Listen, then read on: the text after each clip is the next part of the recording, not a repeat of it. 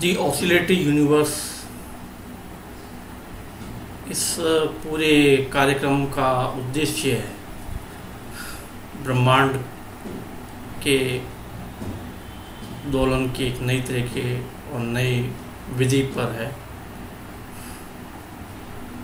हम इसके द्वारा ये समझाना चाहते हैं कि ब्रह्मांड और आकाशीय पिंड, यूनिवर्स और सेलेस्टियल ऑब्जेक्ट किस प्रकार से ऑसिलेट करती है, किस प्रकार से उनकी ज्यामिति में परिवर्तन होता है। ब्रह्मांड के दोलन की ये एक विशेष प्रकार की विधि है।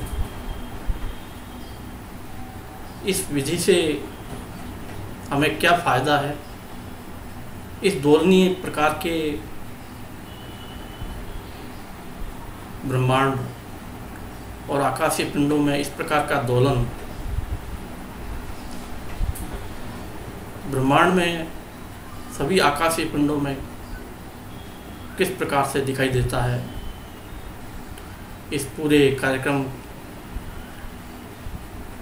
में हम यही समझाना चाहते हैं।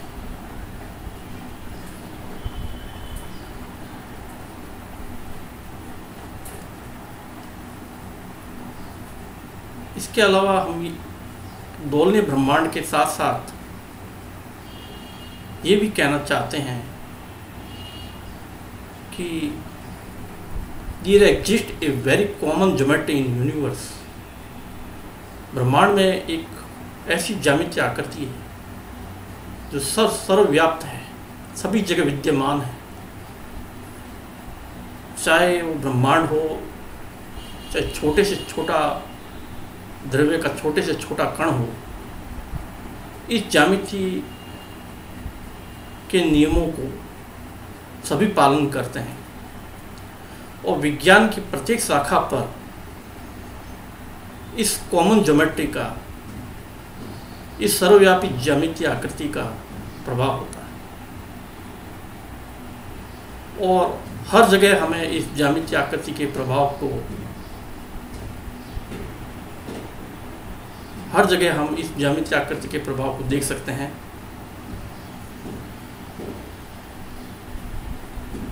यही कारण है कि अनेक विचारकों, अनेक बुद्धिजीवियों ने समय समय पर कहा है कि जहाँ पर द्रव्य होता है वहाँ ज्यामितीय आकृति अवश्य होती है और जहाँ पर ज्यामितीय आकृति है वहाँ निश्चित रूप से कोई ना कोई द्रव्य विद्यमान है। ऐसा अनेक बुद्धिजीवियों ने समय समय पर कहा है, अनेक खगोल शास्त्रियों ने इस बात पर मंथन किया है। जोहान्स केपलर एक ऐसे ही बड़े खगोल शास्त्री थे जिन्होंने कहा, "Where there is matter, there is geometry."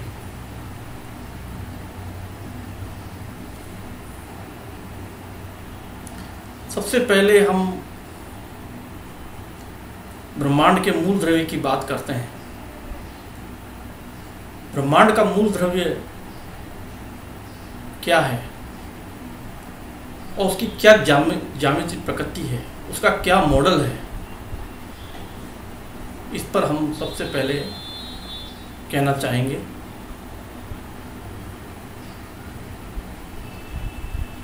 तो इस प्रथम कड़ी में ब्रह्मांड के मूल द्रव्य के मॉडल के बारे में बात करते हैं। Model of dark matter and dark energy. Dark matter और डार्क एनर्जी के बारे में कहने से पहले हम कुछ मूल बातों पर आते हैं। डार्क मैटर और डार्क एनर्जी ब्रह्मांड में एक सिस्टमेटिक ढंग से वितरित है, व्यवस्थित है। डार्क मैटर और डार्क एनर्जी ब्रह्मांड में अस्त व्यस्त ढंग से बिखरी हुई नहीं है, और एक कॉमन ज्योमेट्री का प्रभाव इस डार्क मैटर और डार्क एनर्जी पर होता है, और ये डार्क मैटर और डार्क एनर्जी उस कॉमन ज्योमेट्री के गणितीय गुण के अनुसार कैसे व्यवस्थित है, इस प्रथम कड़ी में हम इसी बात पर विचार कर रहे हैं। सबसे पहले हम पृथ्वी से शुरुआत करते हैं। पृथ्वी का संपूर्ण एटॉमिक, नॉन एटॉमिक मैटर है, वो एक सुव्यवस्थित ढंग से डिस्ट्रीब्यूटेड है, सुव्यवस्थित ढंग से वितरित है। यह केवल पृथ्वी में ही नहीं है, दूसरे ग्रहों में भी है। हम देखते हैं कि पृथ्वी के केंद्र में इनर कोर, फिर आउटर कोर, उसके बाद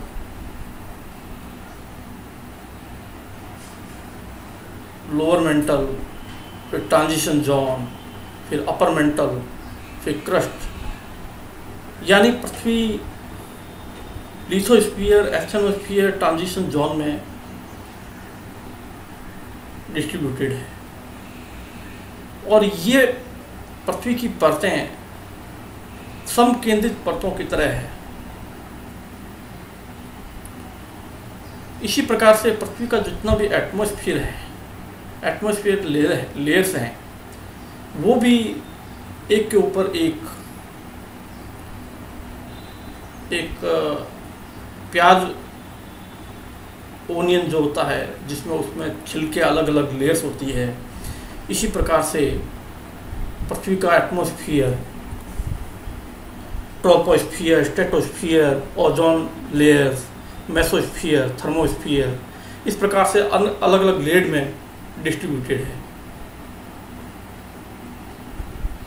ये परतें कंसेंट्रिक लेयर्स के रूप में विस्तृत हैं।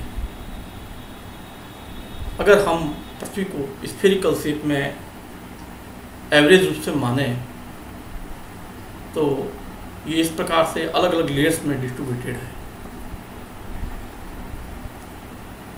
तो पृथ्वी का जो द्रव्य है, या दूसरे ग्रहों का या चंद्रमाओं का, उनमें जो मैटर का डिस्ट्रीब्यूशन है, लेयर्स हैं, inner core, outer core, mental, crust, फिर ट्रोपोस्फीयर, स्ट्रेटोस्फीयर, मेसोस्फीयर, थर्मोस्फीयर, इस प्रकार से अलग अलग लेयर्स बनी हुई है।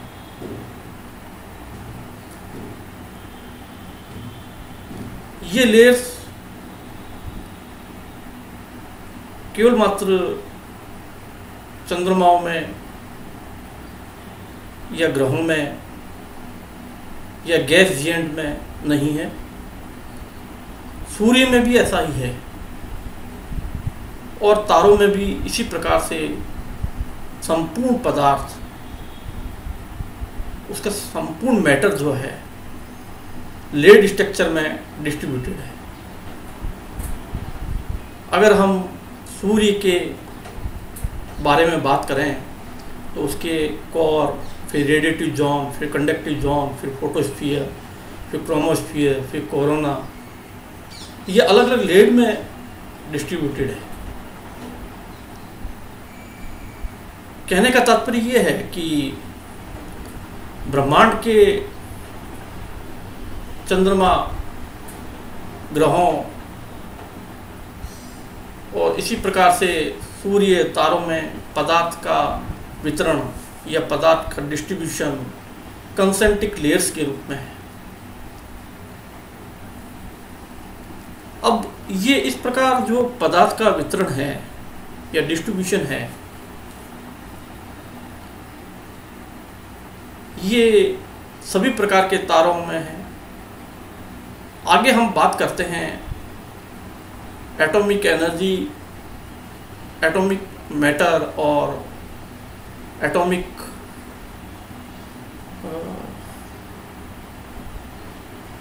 जितना भी पदार्थ है, उससे आगे हम बात करते हैं डार्क मैटर और डार्क एनर्जी की। डार्क मैटर की मात्रा ब्रह्मांड में 23% बताई जाती है और एटॉमिक मैटर की 4.6%। डार्क एनर्जी की मात्रा 72% बताई जाती है। हम ये कहना चाहते हैं कि डार्क मैटर का ग्रेविटेशन लेंसिंग के द्वारा एक तो प्रमाण है हमारे पास कि डार्क मैटर का अस्तित्व है। डार्क मैटर एक ऐसा पदार्थ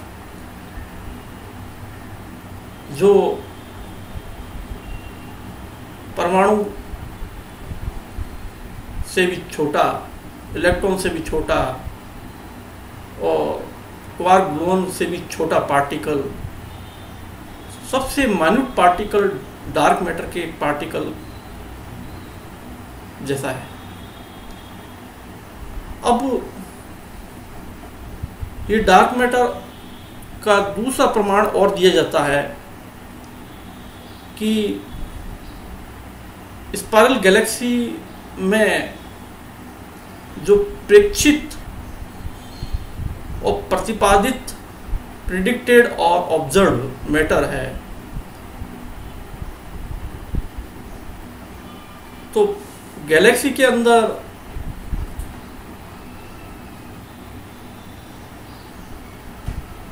rotation curve of A typical spiral Galaxy, तो गैलेक्सी रोटेशन प्रॉब्लम के द्वारा भी डार्क मैटर के अस्तित्व की पुष्टि होती है।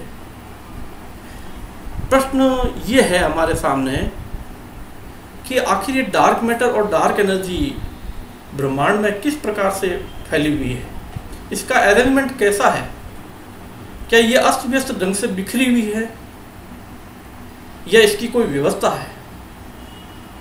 डार्क मैटर और डार्क एनर्जी ऐसे अस्त व्यस्त ढंग से बिखरी हुई नहीं हो सकती। ब्रह्मांड में इसकी सुव्यवस्थित संरचना है, सुव्यवस्थित व्यवस्था है। डार्क मैटर और डार्क एनर्जी ब्रह्मांड के साथ कैसे जुड़ी हुई है, ब्रह्मांड में वह किस प्रकार से ज्यामितीय रूप में विद्यमान है, कैसी ज्यामितीय संरचना अपनाती है, जिस प्रकार से ग्रहों में, उपग्रहों में, तारों में, सूर्य में और सभी प्रकार के आकाशीय पिंडों में एटॉमिक और नॉन एटॉमिक पदार्थ वितरित होता है, इसी प्रकार से डार्क मैटर और डार्क एनर्जी ब्रह्मांड में कंसेंट्रिक लेयर्ड स्ट्रक्चर के रूप में, अलग अलग परतों के रूप में, जैसे एक प्याज होता है उसके अंदर अलग अलग छिलके, अलग अलग परतें होती है, इसी प्रकार से डार्क मैटर और डार्क एनर्जी लेयर्ड रूप में, अलग अलग लेयर्ड के रूप में विद्यमान है। ब्रह्मांड के केंद्र पर उसका डेंसिटी हाईएस्ट होती है, उसके बाद में उसकी डेंसिटी कम होती है, फिर और कम, फिर और कम।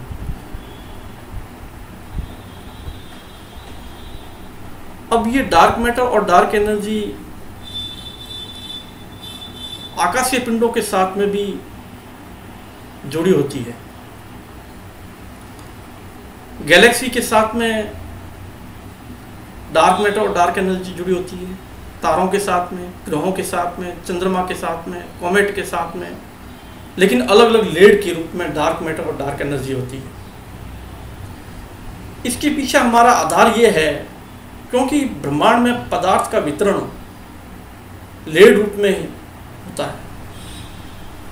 हम किसी भी तारे में देखें, सूर्य में देखें, ग्रहों में देखें, उपग्रहों में देखें, सभी में पदार्थ का वितरण अस्त व्यस्त ढंग से नहीं है।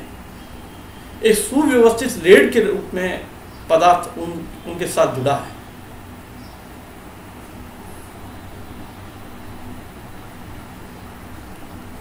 इसके बाद हम ये कहना चाहेंगे कि ये पदार्थ जो जितने जितने भी ग्रह उपग्रह, तारे, सूर्य, ब्लैक होल, सभी में पदार्थ जो है लेड रूप में है। लेकिन किसी भी आकाशीय पिंड की आकृति है वो ऑब्लेट शेप की होती है। जैसे हमारी पृथ्वी है, पृथ्वी की आकृति एक ऑब्लेट शेप की होती है। यद्यपि ऑब्लेट शेप गणितीय हिसाब से हम उपयोग करते हैं, लेकिन जियोड के रूप में पृथ्वी की आकृति होती है। इसी प्रकार से हम पृथ्वी के अलावा अन्य ग्रहों की बात कर सकते हैं। दूसरे ग्रह भी ऑब्लेट शेप के हैं, चाहे वो बृहस्पति हो, चाहे शनि हो, चाहे यूरेनस हो, नेपच्यून हो, चाहे रॉकी प्लैनेट्स दूसरे हो, मंगल हो, शुक्र हो, सभी की शेप ऑब्लेट शेप है। और ये ऑब्लेट शेप गणितीय रूप में इसका क्या मतलब है, हम इसकी बात करेंगे। सूर्य की आकृति भी ऑब्लेट शेप की है। कई तारे हैं, उनकी शेप भी ऑब्लेट प्रकार की है। जैसे एचर्नल तारा है, रेगुलस तारा है, एल्टेर है, और भी अनेक प्रकार के तारे हैं जिनकी शेप जो है ऑब्लेट शेप है। और उनकी ये आकृति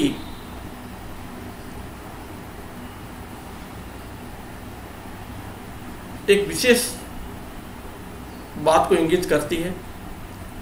एक ब्लैक होल में जो अर्गोस्फीयर है, जो उसके चारों ओर का रीजन है, और ये घूर्णन करते हुए एक ब्लैक होल के चारों ओर अर्गोस्फीयर एक ऑब्लेट शेप का होता है।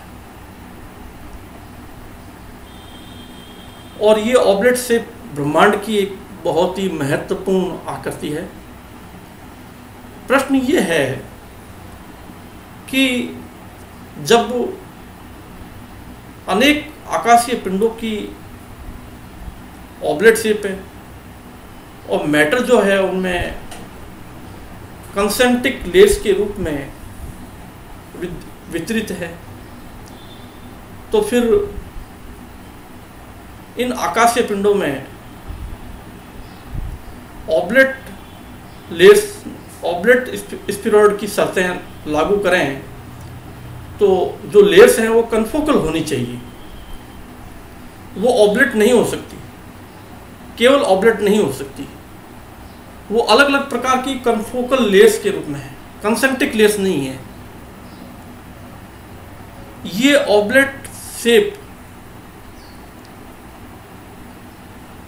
अब कन्फोकल ऑब्लेट लेड के रूप में कही जाएगी। और आकाशीय पिंडों की आकृति केवल मात्र हम ऑब्लेट स्फीरॉइड नहीं कह सकते। इसी प्रकार से हमारा जो ब्रह्मांड है, जब इतनी आकाशीय पिंडों की ऑब्लेट शेप है और साथ में लेड स्ट्रक्चर है, तो वो कन्फोकल ऑब्लेट लेड स्ट्रक्चर हो गया। तो ब्रह्मांड का भी ज्यामितीय रूप, ब्रह्मांड की भी ज्यामितीय आकृति एक ऑब्लेट होनी चाहिए, और ये कन्फोकल ऑब्लेट स्फीरॉइड ज्योमेट्री के रूप में होना चाहिए। और डार्क मैटर और डार्क एनर्जी ब्रह्मांड में कन्फोकल लेयर्स के रूप में एक ऑब्लेट शेप के रूप में विद्यमान है। एक ऑब्लेट ज्योमेट्री के गणितीय विशेषताएं क्या होती है और वो गणितीय विशेषताएं बड़ी महत्वपूर्ण है ब्रह्मांड को समझने के लिए, आकाशीय पिंडों को समझने के लिए। एक ऑब्लेट ज्योमेट्री में जब गणितीय विशेषताओं को ध्यान देते हैं तो प्रत्येक ऑब्लेट के साथ में एक हाइपरबोलॉइड होता है, और ये हाइपरबोलॉइड जब अनेक ऑब्लेट होते हैं, एक ऑब्लेट, दूसरा ऑब्लेट, तीसरा ऑब्लेट, इस प्रकार से प्रत्येक के साथ में एक हाइपरबोलॉइड होता है। और ये हाइपरबोलॉइड अनगिनत होते हैं। अनगिनत ऑब्लेट के साथ में अनगिनत हाइपरबोलॉइड होते हैं। जब हम एक इलिप्स की कनफोकल नेचर को देखते हैं, उसके मैथमेटिकल फॉर्मूला को देखते हैं, X square upon A square plus lambda plus Y square upon B square plus lambda equal to 1। इसमें लेमडा के डिफरेंट वैल्यू रखने पर डिफरेंट ऑब्लेट आते हैं, और उन डिफरेंट ऑब्लेट के साथ में हाइपरबोला भी होते हैं।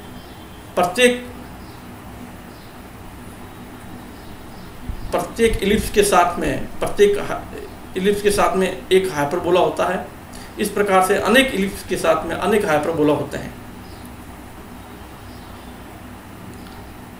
जब इस बात को 3 डायमेंशनली विचार करते हैं तो एक ऑब्लेट स्फीरॉइड के साथ में एक हाइपरबोलॉइड होता है, तो अनेक ऑब्लेट स्फीरॉइड के साथ में अनेक कनफोकल हाइपरबोलॉइड होंगे। और इसमें जो इसका कार्टेशियन कोऑर्डिनेट सिस्टम में इसका जो फॉर्मूला है, X square upon A square plus lambda plus Y square upon A square plus lambda plus Z square upon C square plus lambda equal to 1। Lambda के डिफरेंट वैल्यू रखने पर different oblate और different hyperboloid बनते हैं। इसकी parametric equation भी बड़ी महत्वपूर्ण है। एक ऑब्लेट स्फीरॉइड की पैरामेट्रिक इक्वेशन जब ध्यान देते हैं तो स्थिति और क्लियर होती है, और हम कनफोकल ऑब्लेट स्फीरॉइड की गणितीय विशेषताओं को समझ पाते हैं कि किस प्रकार से ब्रह्मांड और आकाशीय पिंडों का कनफोकल ऑब्लेट स्फीरॉइड ज्योमेट्रिकल स्ट्रक्चर होता है। अब इसमें एक विशेष बात ध्यान देने की ये है कि आकाशीय पिंड की शेप कांस्टेंट नहीं रहती। ब्रह्मांड में जितने भी आकाशीय पिंड है उनकी जो ज्योमेट्रिकल शेप है वो चेंज होती रहती है, उस एक साइक्लिक नेचर की है। और जब उस ऑब्लेट शेप को परिवर्तित होते हुए देखते हैं, पोलर रेडियस और इक्वेटोरियल रेडियस, जब पोलर रेडियस कम होती है तो इक्वेटोरियल रेडियस बढ़ती है, और इक्वेटोरियल रेडियस कम होती है तो पोलर रेडियस बढ़ती है। इस प्रकार से एक आकाशीय पिंड की आकृति बदलती है। इसको कहते हैं वेरिएबल ऑब्लेटनेस।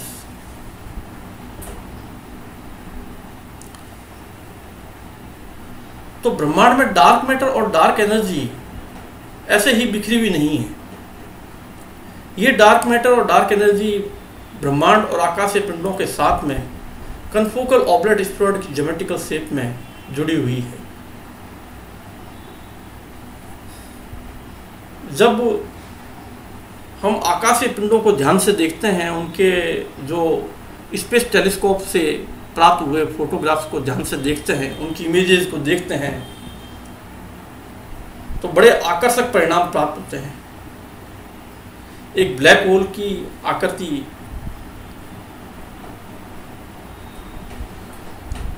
बड़े ध्यान देने योग्य है कि एक ब्लैक होल की आकृति ऐसी क्यों होती है। उसके अंदर से ऐसे जेट जो दोनों तरफ अपोजिट डायरेक्शन में घूमती है, और एक ब्लैक होल का ज्योमेट्रिकल नेचर क्या होता है, ये एक हमारे लिए बड़ा महत्वपूर्ण बात है। ब्लैक होल में पदार्थ किस प्रकार से घूर्णन करता है, किस ज्योमेट्रिकल व्यवस्था के अनुसार उसमें मूवमेंट होता है। ब्लैक होल के जितने भी आज तक प्राप्त हुए चित्र हैं या इमेजेज हैं, उनसे ये ज्ञात होता है कि उनके आधे भाग ऊपर और आधे नीचे, यानी एक हेमिस्फीयर में जो पदार्थ घूर्णन कर रहा है और दूसरे हेमिस्फीयर में जो पदार्थ घूर्णन कर रहा है, उसमें विशेष प्रकार का ट्विस्टिंग होता है, और ऐसा लगता है कि ऊपर का पदार्थ क्लॉकवाइज घूम रहा है और नीचे का पदार्थ एंटी क्लॉकवाइज घूम रहा है, काउंटर क्लॉकवाइज या एंटी क्लॉकवाइज। दोनों तरफ के पदार्थों की घूर्णन की ये जो चित्र में दिखाई गई है, ब्लैक होल के चित्रों को ध्यान से देखने पर यह स्पष्ट रूप से दिखाई देता है कि पदार्थ कसा जा रहा है, इस प्रकार से कसावट ले रहा है। ऐसा गामा रे बर्स्ट के समय भी जो चित्र मिले हैं, जो इमेजेस मिली है, उनसे भी पता चलता है।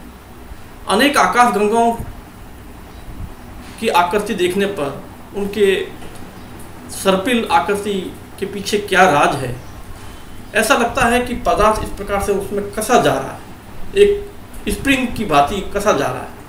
जैसे एक स्प्रिंग को कसते हैं, उस प्रकार से पदार्थ उसमें कसावट ले रहा है और खुल रहा है, कस रहा है, खुल रहा है। हम आगे और भी अनेक चित्र हैं, क्वाजार है, कई नेबुला है, उनकी शेप को ध्यान से देखते हैं तो ऐसा लगता है कि ये विशिष्ट प्रकार की शेप कुछ इंडिकेट करती है किसी कॉमन थ्योरी, एक सर्वव्यापी सिद्धांत की तरफ इंडिकेट करती है। पल्जार तारे हैं, इसी प्रकार से डम्ब नेबुला है, रेड रेक्टेंगुलर नेबुला है। इनकी ज्यामितीय आकृति ऐसी क्यों है, और ब्रह्मांड में इस प्रकार की अनेक आकाशीय पिंड है जिनके नॉर्थर्न हेमिस्फीयर में और साउथर्न हेमिस्फीयर में अपोजिट डायरेक्शन में मैटर घूम रहा है। बटरफ्लाई नेबुला देख लीजिए, कैट्स नेबुला देखिए, इसी प्रकार से आंट नेबुला और भी अनेक नेबुला हैं, बटरफ्लाई नेबुला, ईटा कैरिना। इनके चित्रों को ध्यान से देखने पर हमें ऐसा लगता है कि पदार्थ एक विशेष गणितीय रूप से गणितीय सिद्धांत का पालन करते हुए कसा जा रहा है और खुल रहा है।